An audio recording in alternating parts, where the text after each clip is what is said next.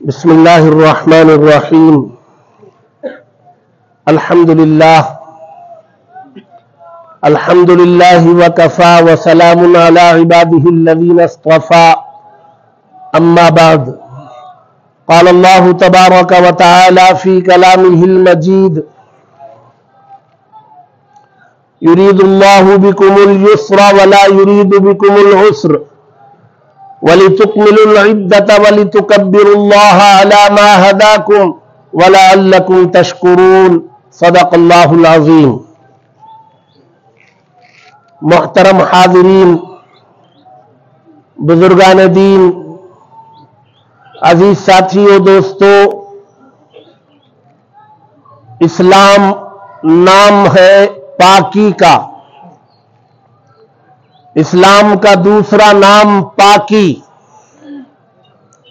اسلام خود ایک پاک مذہب ہے، ماننے والوں کو پاک دیکھنا چاہتا ہے.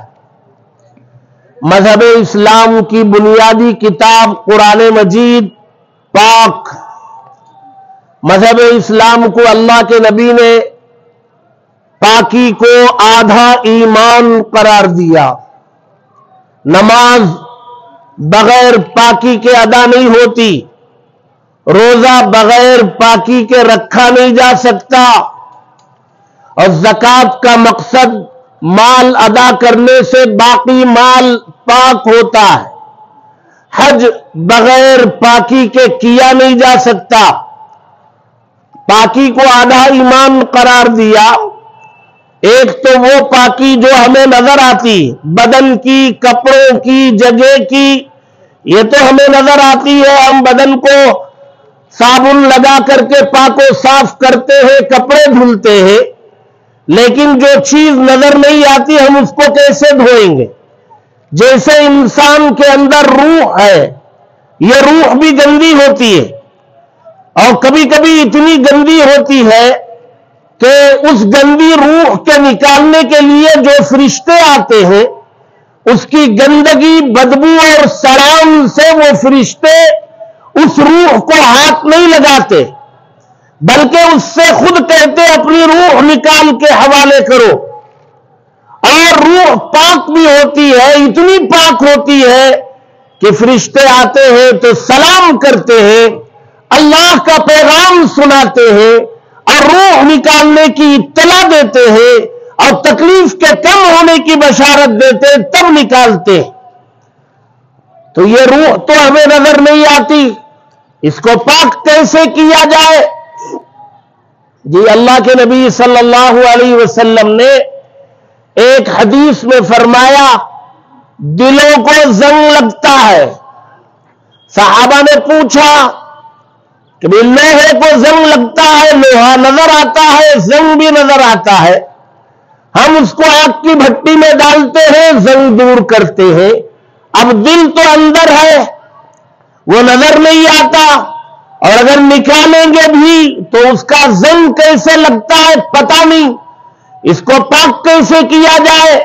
اللہ کے نبی نے فرمایا، قرآن مجید کی تلاوت اور موت کی بہت زیادہ یاد، اپنی موت کی یاد، یہ دو چیزیں دلوں پر لگنے والے زنگ کو دور کرتے ہیں. معلوم ہوا کہ دل نظر نہیں آ رہا ہے، اور اس پر لگنے والی خرابی، گندگی، زنگ، اس کو دور کرنے کے لیے دو اعمال بتلائے: تلاوت اور موت کی یاد. اسی طریق پر روح پوری گندی ہو جائے، اس کو پاک کرنے کا طریقہ کیا ہے؟ وہ رمضان کے روزے. اللہ نے فرمایا، کتب علیکم الصیام کما کتب علی الذین من قبلکم لعلکم تتقون. تم پر روزے فرض قرار دیے گئے، اور تم سے پہلی امتوں پر بھی فرض قرار دیے گئے. یہ اس لیے فرض قرار دیے گئے تاکہ تمہارے اندر تقوی آ جائے، پرہیزگاری آ جائے، پاک و صاف ہو جائے. جی، اللہ تبارک و تعالی روزے کے ذریعے روح کو پاک کرتے ہیں. ظاہر سی بات ہے، بندہ صبح صادق میں کھاتا ہے اور افطار تک بھوکا رہتا ہے، زبان کی حفاظت کرتا ہے، کان کی حفاظت کرتا ہے، آنکھ کی کرتا ہے، ہاتھوں کی کرتا ہے، بول کی کرتا ہے، ہر چیز کی حفاظت کرتا ہے، حلال چیزوں سے روزہ افطار کرتا ہے، ساری چیزیں سامنے رکھی ہوتی ہے، بھوک بھی لگی ہوتی ہے، پیاس بھی لگی ہوتی ہے، لیکن اللہ کی اجازت سے پہلے ہاتھ آگے نہیں بڑھاتا تو اس کی روح پاک و صاف ہوتی، اور رات میں تراویح میں کھڑا ہوتا ہے، قرآن مجید الحمد سے لے کر کے الناس تک کہیں 27 رات میں کہیں 29 رات میں پورا قرآن مجید حالت نماز میں سنتا ہے، تو وہ کلام کانوں کے راستے سے بدن کے اندر جاتا ہے اور پوری روح کو پاک و صاف کرتا ہے۔ اللہ بدن کو بھی پاک کرنے کا طریقہ بتائے اور روح کو پاک کرنے کے لیے ایک نصاب رکھا، ایک سلیبس۔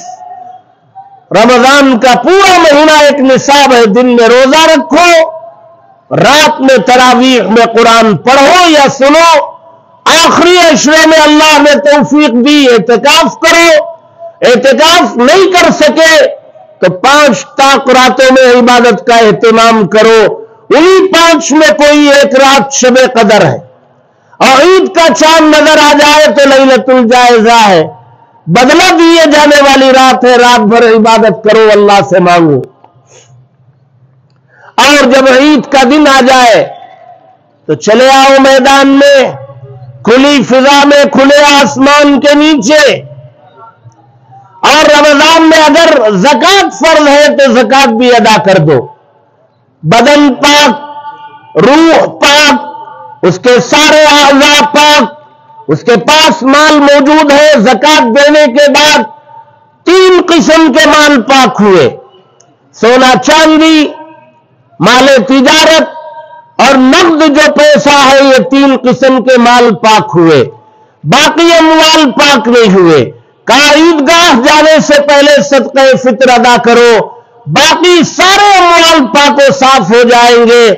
اب تمہارا بدن پاک ہے، کپڑے پاک ہے، روح پاک ہے، مال پاک ہے، جائیدادیں سب پاک ہے، اب پاک و صاف ہو کر کے آ جاؤ ہمارے دربار میں، میدان میں، عیدگاہ میں، کھلی فضا میں، کھلے آسمان کے نیچے، تو ہم تمہیں ان تمام عبادتوں کے بدلے میں آج وہ چیز جس کے لیے ساری زندگی قربانی دی جاتی، وہ ہے مغفرت کا پروانہ اور جنت میں داخلے کا ٹکٹ۔ اسی کے لیے پوری زندگی ہے۔ اللہ نے قرآن میں ایک جگہ فرمایا سابقوا الی مغفرۃ من ربکم وجنۃ، جنت کو بعد میں ذکر کیا، مغفرت کو پہلے ذکر کیا، مغفرت ہوگی تب جنت ملے گی۔ تو آج اللہ تبارک و تعالی میدان میں جمع کیا، اللہ کے نبی نے فرمایا کہ بندہ پاک و صاف ہو کر کے عید کے دن جب عیدگاہ کی طرف چلتا ہے، اللہ تبارک و تعالی پاک و صاف مخلوق، فرشتے، نورانی مخلوق، پاک و صاف، کوئی گندگی ان میں نہیں ہے، ان کو زمین پر بھیجتے اور کہتے جاؤ، جا کر کے ہمارے بندوں کو دیکھو، میں نے ان کو گناہ کرنے کا بھی اختیار دے رکھا ہے، باوجود اس کے کتنے پاک و صاف ہو کر کے آج میدان کی طرف جا رہے، جاؤ ان کو سلام کرو، جو کچھ کم پاک ہے صرف سلام کرنا، اور بہت زیادہ پاک ہے تو ان سے معانقہ کرنا، مصافحہ کرنا، گلے ملنا۔ اور جب میدان کی طرف آتے اور دوگانہ ادا کر کے اللہ کے سامنے ہاتھ پھیلاتے، اللہ فرشتوں کو گواہ بناتے، گواہ رہنا، یہ بندے رمضان کا ایک مہینہ میرے احکامات کے مطابق گزار کر کے پاک و صاف ہو کے آئے، اور آج مانگ بھی رہے ہیں تو آخرت میں جنت مانگ رہے، مغفرت مانگ رہے، گواہ رہو فرشتوں، میں نے اس پورے مجمع کی مغفرت کر دی۔ یہ اللہ تبارک و تعالی فرشتوں کو گواہ بنا کر کے اوپر یہ وعدہ کرتے ہیں، اسلام پاک ہے، آج ہمیں پاک و صاف کر کے یہاں جمع کیا گیا ہے، اس پاکی کی حفاظت کرنا. رمضان سے کی عبادتوں سے جو نور جمع ہوا ہے، اللہ کی جو معرفت و محبت جمع ہے دل میں، اس کی حفاظت کرنا پڑے گا. نہیں کریں گے یہ ظہر سے نکل جائے گی. بعد میں ظہر کا وقت آئے گا، آدمی سستی میں غفلت میں جماعت چھوڑ دے گا یا نماز چھوڑ دے گا یا قضا ہو جائے گی. جی ایک دن دو دن پابندی کرے گا، پھر فجر نہیں پڑھ پائے گا، اٹھ نہیں پائے گا، پھر نماز قضا ہونے لگے گی. تو یہ جو رمضان کے برکات روح میں داخل ہوئے تھے وہ سارے کے سارے نکل جائیں گے. اس لیے اس کی حفاظت ہم سب کی ذمہ داری. اللہ تبارک و تعالی ہم سب کو اس کی توفیق عطا فرمائے. دوسری بات، اور دوسری بات پر اپنی بات ختم. اسلام نام ہے ہمدردی کا، غم خواری کا، لوگوں کے کام آنے کا، لوگوں کی مدد کرنے کا نام اسلام ہے. اسی لیے زکوٰۃ فرض ہے. صرف میں نماز پڑھ لیا، میں روزہ رکھ لیا، اللہ نے کہا کافی نہیں ہے. تیرے سامنے بہت سارے بھوکے ہیں، بہت سارے ننگے ہیں، تیرے اپنے خاندان میں ہیں، تیرے بھائی بہنوں میں ہیں، ماں باپ کے خاندان میں ہیں. ان تمام کو اللہ نے تجھے دیا ہے تو ادا کر زکوٰۃ. مالی عبادت کر، دینے کی عادت ڈال. یہ غم خواری، یہ ہمدردی، یہ دینے کا مزاج، لوگوں کے کام آنا، لوگوں کو فائدہ پہنچانا، بھوکوں کو کھلانا، ننگوں کو پہنانا، یہ اسلام کی خصوصیت. تو اللہ تبارک و تعالی زکوٰۃ کی فرضیت جی دینے کا مزاج پیدا کرنا چاہتے ہیں. اور صدقہ فطر سے جو ہم عید کی نماز میں آنے سے پہلے ادا کیے، اللہ تبارک و تعالی چاہتے وہ گھرانے جن گھرانوں میں عید کے دن اچھا کھانا بنانے کی سہولت نہیں ہے، آپ اپنے گھر کا پورا صدقہ فطر کی رقم 3، 4، 5 ہزار جتنی ہوتی ہے ایک گھر میں دے کے آ جاؤ، تاکہ وہ تمہارے گھر کی طرح اپنے گھر میں بھی اچھا کھانا بنائے اور عید کے دن اچھا کھانا کھا سکے. یہ ہے اسلام. اسلام نام ہے 2 چیزوں کا میں نے ذکر کیا. ایک پاکی صفائی کا، اسلام گندگی کو برداشت نہیں کرتا، اسلام ناپاکی کو برداشت نہیں کرتا. یہاں تک کہ اگر کسی کو رات میں غسل فرض ہوا، کسی بھی وجہ سے ہوا، رات میں غسل فرض ہوا، اللہ کے نبی نے فرمایا بہتر یہ ہے کہ رات میں غسل کر لو. نہیں کر سکتے تو اٹھ کے وضو تو کر لو. وضو بھی نہیں کر سکتے تو اٹھ کر کے کلی تو کرو، تاکہ احساس تو پیدا ہو کہ تم ناپاک ہو. اور صبح صادق کے بعد یا پہلے فجر کی نماز سے پہلے غسل کر لو تاکہ نماز ادا کی جا سکے. اسلام گندگی کو پسند نہیں کرتا، لہذا پاکی صفائی کا اہتمام اپنی ذات میں بھی، جہاں ہم رہتے ہیں وہاں بھی، محلوں میں بھی، علاقوں میں بھی، گلیوں میں بھی پاکی صفائی کا نظام ہونا چاہیے. نمبر 2، دینے کا مزاج ہونا ہے. دینے کے راستے بہت ہیں. غریب ہے، مستحق ہے، ضرورت مند ہے، محتاج، بیوہ ہے، یتیم ہے، یہ سب اللہ کے راستے ہیں. اسی طرح اللہ کے راستوں میں مدارس ہے، خصوصاً وہ مدارس جہاں بچے قیام و طعام کے ساتھ پڑھتے ہیں. ظاہر سی بات ہے قیام و طعام کا خرچ کون برداشت کریں گے؟ یہ کوئی اسلامی ملک نہیں ہے کہ یہاں حکومت مدارس چلائے. یہ جمہوری ملک ہے. یہاں ہماری مذہبی تعلیم کی ذمہ داری ہماری قوم کی ہے، ملت کی ہے. قوم اور ملت اپنے مدارس کو چلائیں گے، اس کی حفاظت کریں گے، اس کو مضبوط کریں گے. اسی طرح اسلام کی سب سے اہم ترین عبادت نماز. وہ نماز پڑھنے کے لیے ایک خاص مقام ہوتا ہے جس کو ہم مسجد کہتے ہیں. وہاں جماعت قائم کی جاتی ہے، 5 نمازیں مسجد میں جا کر کے مردوں کو ادا کرنا ہے. یہ تو عید کی خصوصیت ہے کہ اللہ کے نبی نے مسجدیں چھوڑ کر میدان میں آنے کے لیے کہا. باقی 5 وقت کی نماز مسجدوں میں ادا کی جاتی ہے، ان مسجدوں کو بنانا، اس کی حفاظت کرنا، اس کو مضبوط کرنا، یہ بھی ہماری ذمہ داری۔ لہذا ہمارے اپنے محلے میں بسم اللہ مسجد موجود تھی، لیکن وہ ناکافی تھی، جگہ بڑی تھی لیکن مسجد کا حصہ چھوٹا تھا۔ باقی 3 بڑی بڑی عمارتیں تھیں جس میں مدرسہ چلتا تھا۔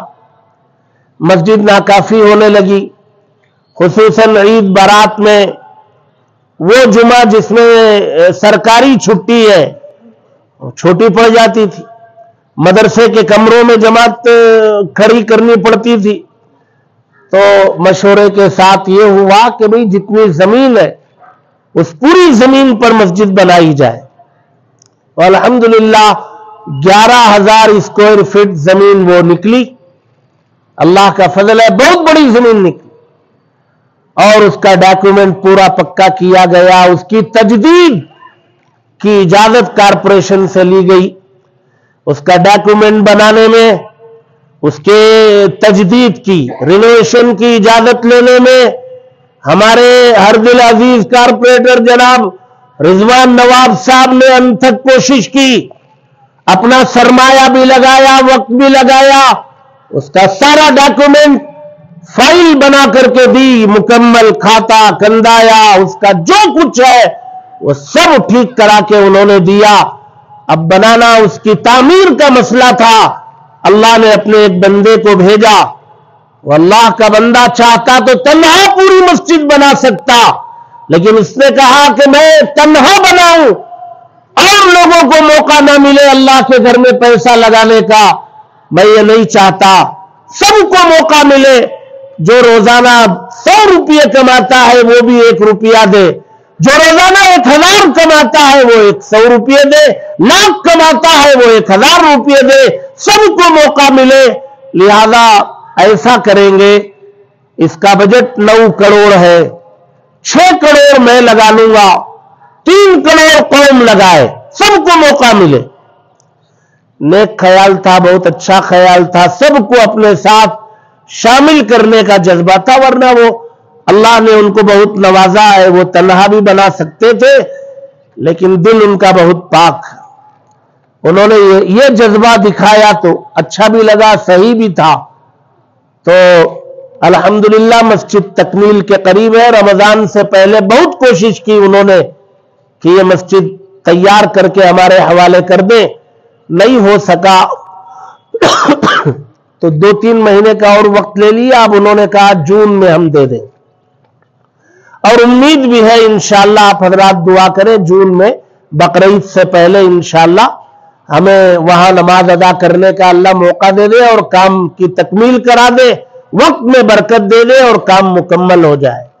تو آج اس عیدگاہ میں جو چندہ ہوگا وہ بسم اللہ مسجد میں لگے گا، وہ ہمارے ذمے جو 3 کروڑ ہے اس میں اللہ کا فضل ہے، بڑی رقم ہمارے ذمہ داروں نے ادا بھی کر دی، جو کچھ باقی ہے انشاءاللہ اس میں آج کی یہ رقم لگے گی۔